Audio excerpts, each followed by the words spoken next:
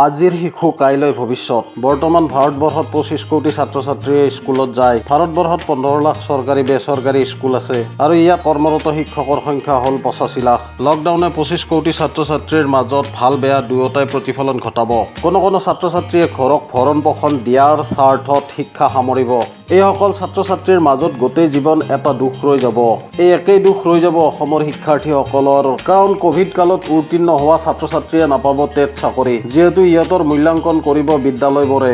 এই বিদ্যালয়বোৰক বোৰ্ডসমূহে মূল্যাংকন নিৰ্ণয় কৰিব দিয়া পদ্ধতিসমূহ বিশ্লেষণ কৰি চাওঁ আহক। SEBA বা ছেকেণ্ডাৰী এডুকেশ্যন বোৰ্ড অফ আছামৰ ছাত্ৰ ছাত্ৰী উত্তীৰ্ণৰ মূল্যাংকনৰ পদ্ধতি এনেধৰণৰ। প্ৰথমতে দশম শ্ৰেণীৰ কথা উল্লেখ কৰিব পাৰি। দশম শ্ৰেণী বা HSLCৰ 3টা পদ্ধতিৰে নম্বৰ সংগ্ৰহ কৰিব। 1 নম্বৰ, নৱম শ্ৰেণীৰ পৰা 40% নম্বৰ, দশম শ্ৰেণীৰ পৰা 40% নম্বৰ, বাকী 20% নম্বৰ দিব শিক্ষাৰ্থীৰ উপস্থিতি আৰু ব্যৱহাৰৰ পৰা। আনহাতে দশম শ্ৰেণীৰ যদি কোনো সমল বা ডাটা নাই, তেতিয়াহ'লে নৱম শ্ৰেণীৰ পৰাই 70% আৰু 30% স্কুলে দিব লাগিব। দ্বিতীয়তে দ্বাদশ শ্ৰেণীৰ 4টা পদ্ধতিৰে মূল্যাংকন নিৰ্ণয় কৰিব। প্ৰথম, দ্বাদশ শ্ৰেণীৰ বাবে দশম শ্ৰেণীত সৰ্বোচ্চ নম্বৰ পোৱা 3টা বিষয়ৰ পৰা 50% নম্বৰ। দ্বিতীয়তে প্ৰেক্টিকেলৰ পৰা দিয়া হ'ব 30% নম্বৰ। প্ৰেক্টিকেল নথকা কলা আৰু বাণিজ্য শাখাত 30% নম্বৰ দিয়া হ'ব ছাত্ৰ ছাত্ৰীৰ স্কুলৰ আভ্যন্তৰীণ ব্যৱহাৰৰ পৰা। তৃতীয়তে শিক্ষানুষ্ঠানৰ পৰা দিয়া হ'ব 10% নম্বৰ। চতুৰ্থতে 90% নম্বৰৰ ওপৰত নিৰ্ভৰ কৰি ছাত্ৰ ছাত্ৰীয়ে লাভ কৰিব বাকী থকা 10% নম্বৰ। এই পদ্ধতিৰে SEBAই স্কুলসমূহক মূল্যাংকন নিৰ্ণয় কৰিবলৈ নিৰ্দেশ দিয়ে। আনহাতে কেন্দ্ৰীয় মাধ্যমিক শিক্ষা বোৰ্ড বা CBSEৰ কথা উল্লেখ কৰিব পাৰি। CBSEও উত্তীৰ্ণ নম্বৰ সংগ্ৰহ কৰিব বিদ্যালয়সমূহৰ পৰা। CBSEৰ দশম, একাদশ আৰু দ্বাদশ শ্ৰেণীৰ ফলাফল নিৰ্ধাৰণৰ পদ্ধতি হ'ল এনেকুৱা ধৰণৰ। প্ৰথমতে আমি দ্বাদশ শ্ৰেণীৰ মূল্যাংকন পদ্ধতিৰ আধাৰকে উল্লেখ কৰিছোঁ।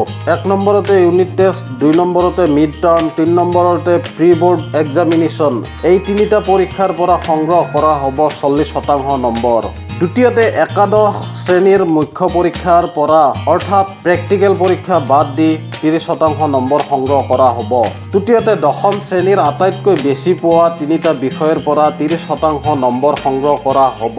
ইয়াতো প্ৰেক্টিকেলৰ নম্বৰ যোগ নহয়। আজিকালি যিহেতু সকলো শ্ৰেণীতে 80 নম্বৰৰহে উত্তৰ কৰিব লাগে, বাকী প্ৰেক্টিকেল বা প্ৰজেক্টৰ 20 নম্বৰ বিদ্যালয়ে দিয়ে, গতিকে এই 20 নম্বৰ এই মূল্যাংকনত নাথাকিব। এই নম্বৰ দিয়া সকলোখিনি পদ্ধতিয়েই প্ৰদান কৰিব বিদ্যালয়সমূহে। এইখিনিতে প্ৰশ্ন এটা হয়, ইউনিট টেষ্ট, মিড টাৰ্ম আৰু প্ৰি বৰ্ড পৰীক্ষাত কষ্ট কমকৈ কৰি যিসকল ছাত্ৰ ছাত্ৰীয়ে পৰীক্ষাত বহিছিল আৰু ফাইনেলত কষ্ট কৰি পৰীক্ষা দিম বুলি ভাবিছিল, সিহঁতে ফেইল কৰিব নেকি? ইয়াৰ উত্তৰত CBSEয়ে কয় যে বাছনি পৰীক্ষাৰ কোনটো আধাৰ কৰি লৈ মূল্যাংকন কৰিব সেইটো নিৰ্ভৰ কৰিব বিদ্যালয়সমূহৰ ওপৰতহে। অৰ্থাৎ ইউনিট টেষ্টৰ পৰা 40% নম্বৰ দিব নে মিড টাৰ্মৰ পৰা 40% নম্বৰ দিব নে প্ৰি বৰ্ড পৰীক্ষাৰ পৰা 40% নম্বৰ দিব নে এই গোটেইকেইটা মিলাই 40% নম্বৰ দিব, এইটো নিৰ্ভৰ কৰিব বিদ্যালয়সমূহৰ ওপৰতহে।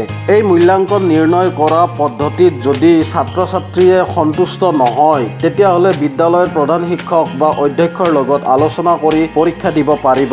এই কেন্দ্ৰীয় মাধ্যমিক শিক্ষা বোৰ্ড গঠন হৈছিল ইংৰাজৰ শাসনকালত 1929 চনত। সেই সময়ত নাম আছিল board of high school and intermediate education Rajputana.